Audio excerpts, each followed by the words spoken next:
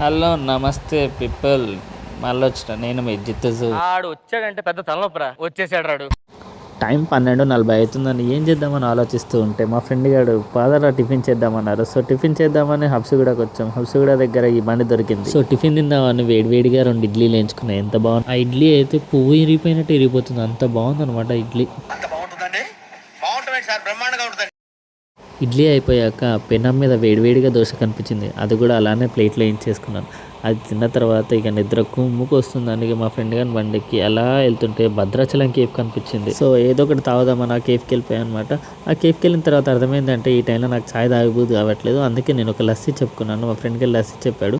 నేను మా ఫ్రెండ్ లస్సీ చెప్పుకున్నాం. మిగతా వాళ్ళందరూ కాఫీ చెప్పుకున్నారు. అందరు నిద్ర పోరంట, అందుకే కాఫీ చెప్పుకొని తాగారు. కెఫెన్ ఉంటుంది కదా, అందుకే తాగనన్నారు. సో అది తాగేలోపు షట్టర్ క్లోజ్ చేశారనమాట. ఎలా అన్నా మేము పోయేదంటే సందులో పడిపో అన్నారు. అందుకే ఆ సందులో నుంచి మా బంధువుల్లోకి వచ్చి ఇంటికి వచ్చేసాం. ఇంకా ఈ ముచ్చట్లు సమాప్తం. Bye bye.